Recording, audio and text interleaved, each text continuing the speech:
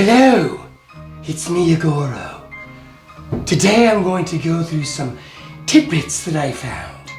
Little bits and pieces of things that I got in my old childhood house. I got boxes and boxes of monster stuff. So I have a box right here in front of me. And I want to dig through some stuff and show you some of my Igorro precious items. The first one I wanted to show you is this one. It's a biggie. It is a silver screen edition of The Bride of Frankenstein. But oh look! The side says, Creature from the Black Lagoon. What? What happened there? I never took it out of the box for that very reason. This is the silver screen edition. And it's very rare because, again, it has a Creature from the Black Lagoon packaging, and yet the bride's inside. Oh, somebody made a mistake. My treasure is their goof.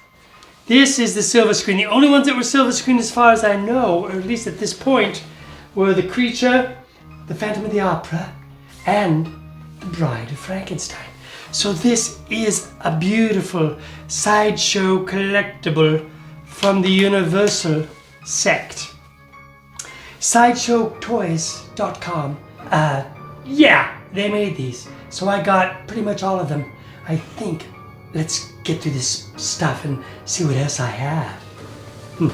Oh look! It's a little keychain. Little Bride of Frankenstein keychain. This is a flashlight.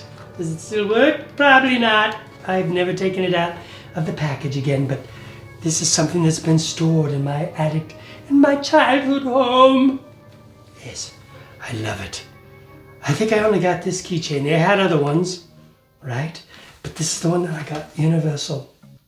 Bride of Frankenstein keychain. Here is my membership card to Famous Monsters of Filmland. I became a member, and there is my card. Oh, I'm so lucky. I love Famous Monsters. I was a big Famous Monsters fan club fella.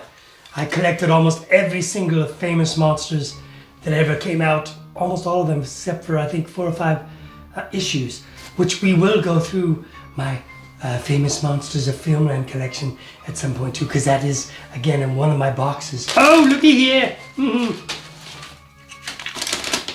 Little Frankenstein. Whoop, whoop. One of these little babies. He's all excited. Yeah, that's a, Frankenstein. Kind of a mismatch. They basically did all the Universal look on it, so Universal must have given it the okay. Don't exactly know what's going on with his clothes there. It looks a little bit like Raggedy Ann, or Raggedy Andy, Frank and Raggedy Andy. But anyway, it looks closest to, it looks like a combination of Bride of Frankenstein with the singed hair, because that's when the windmill burned him in Bride of Frankenstein.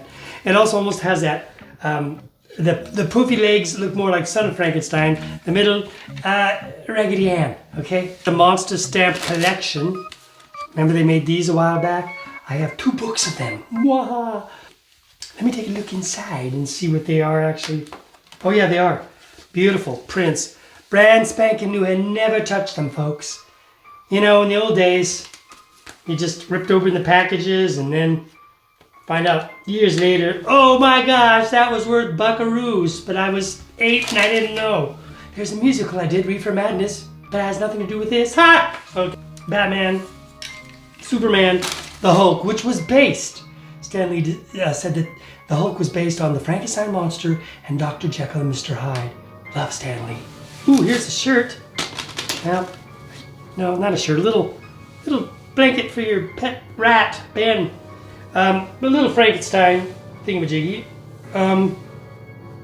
Yeah, I don't know what it is other than little, but maybe yeah, a blanket. I just watched Willard, the original Willard. That Ben was, poor Willard, poor man. Ernest Borgnine was a real mean guy. Oop, little Batman, little another Dracula eraser for little mistakes. Star Trek thing. Oh, look at these little babies. Little mini Dracula, little mini Frankenstein. See, the details are great. The great thing about these are the details. You know, Dracula, Lugosi never had fangs. Never did, really. And even though, like, my hair is in a widow's peak, which, you know, I decide every day, do I really want a widow's peak? Because it's so Dracula. But, you know, the truth is, Lugosi, when he was in the original Dracula, he didn't really have a widow's peak. He actually wore a toupee, which the Spanish version used the same toupee wig for the night shoot of Dracula. People don't know that. Some don't. But this is more how we expect a Dracula to look. To have a little widow's peak. And there's Karloff as the monster. There's the mummy. And that's Karloff's mummy, not Lon Chaney. There's Grandpa Monster. Oh, hello, Gramps. How are you, buddy? Grandpa Monster. And then two Wolfmans. I don't know why. This is craziness. Look at this crazy guy. Hello, crazy guy. This is the Fly, of course, from not the Fly, but Return of the Fly. There was the Fly, Return of the Fly, and then Curse of the Fly. So the original Fly with David Hedison, his head was a little was smaller. Yeah, Fly's head was smaller. And the Return of the Fly, they went all out, man. They really bonked up his head. He had big freaking head.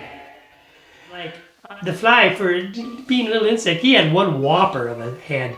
They just put the whole Fly head right on that poor guy, who looked a lot like David Hedison, but wasn't. Different actor. Don't remember his name. Never saw him in a lot of stuff. But anyway, this is the Fly figure. Oh, and look at this. He's got his little normal foot. And then he has, his Fly foot. Boy, you can't get your shoe on that one, can you? So there you go. Look at that, the Fly. Normal hand? Not so normal. The Curse of the Fly was way different. It was all about mutations and stuff. It's kind of creepy, actually, and scary. And the gal in it was the same gal, I believe. There was an Island of Terror, which was one of my favorites. This is the Mole People. Universal's the Mole People. This is a sideshow, and they were really accurate. They really did good work, didn't they? Like when we did the Aurora models, which I'm going to go through those too, you know, way back in the 60s, they weren't so, exact and accurate all the time with the models. They were pretty good, but there were some, you know, deviations. But in the 80s and 90s, when these things started coming out, they were really starting to get very accurate. This is very accurate, Mole Man. He's even got that weird hump that looks like he's Commando Cody there with his jetpack. Alfred from Batman was in it. Alan, I want to say Napier, is that correct? I think so. And Hugh Beaumont as Dad in The Beaver. He was in it too. It's not my favorite. Oh, and also the creature from the Black Lagoon, Lucas, was in it as well. I love Lucas. He was great. Okay, anyway, that is that. And they gave you this great base that went with it, the Mole People, because they were into the mushrooms, because, you know, they're kind of underground folks, so mushrooms grow in the dark. So you put them on there, and you had that going on. Oh, no! Oh, I don't think it's a problem. It's the werewolf of no head. That's the problem when you store things. Their heads pop off. You didn't do anything, and you're like, well, it could have happened when I was shipping it back, or when I packed it up. Who knows when it happened, but it happened. But there he is. This is great. Henry Hull, Werewolf of London. The first Wolfman film from Universal, right? 1935. Because the Wolfman came out in 1940. But the interesting thing about this particular one, here's the base. The bases were great too. And they have a little teeny notch there so you could put his foot on it so he doesn't fall over. But this is Henry Hull. Now, a lot of people heard that Henry Hull didn't want to sit through the long makeup process, and that's why, you know, he looks a little more like a Mr. Hyde sort of. He doesn't quite look like the full werewolf of the Wolfman. But the truth is, Henry Hull noticed in the script that the actors in the movie, the characters, recognized him when he was the werewolf. So he said, well, shouldn't I be a little more recognizable so when people look at me, they don't just think, wolf, run! So they said, yeah, you got a good point there. So when he is shot at the end and stuff, they do recognize him. Henry Hull The Werewolf of London, which is a pretty darn good film. It's got some great rat-eating plants in it and stuff. It's a good film. I enjoy it. The Wolfman. Why not? Speaking of Wolfman, there he is, Lon Chaney Jr. as the Wolfman. He is, in my opinion, other than Of Mice and Men, which he's also very good in. The Wolfman, this is what he called his baby, and he was awesome Wolfman. Very good. I even noticed the remake. The actor that played the new Wolfman with Rick Baker's makeup really did look like Lon Chaney. He had the same kind of physicality and look as this Wolfman, which is great. And this Wolfman comes with this great bass, right? Has that great bass that goes on. He's got a little hole in there for his foot so he can... Wolfman. Sideshow Toys did a really good job with the likenesses of all these Universal monsters. Oh, this is a side note. It has nothing to do with this Wolfman, but the remake. Rick Baker kind of got burned out from working for film companies because he said in an interview that when he used to make, like when he worked on Werewolf of London, American Werewolf of London, you know, he got to make the creatures and the director was like, great, that's awesome and perfect and exactly what we want. But when Universal came around to remake the Wolfman, everybody, he said, that weren't even artists or even, you know, businessmen take over. They come in and they give him their opinions. Well, can you do a little bit of this, a little bit of that? I'm the guy here that makes these. I know more about monsters than any of you cluckheads. And so he finally, after they had fired the director and there was some mishaps on the remake of the Universal Wolfman, when the new guy came in, he said to them, he said, this is our expanded budget. We've spent all.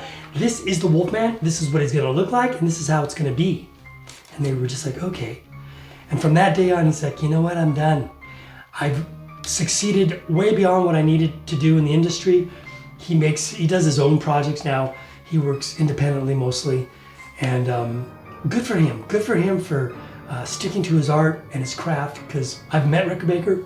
He's a really talented guy. I haven't been, but when I first saw Rick Baker's work, he was only 18 years old in Forty Ackerman, highlighted it in Famous Monsters. So, on that side note, that's it. That's all for now. That's the end of this part of the Sideshow Collectibles. So, Igorro says, I will see you soon. So take care and...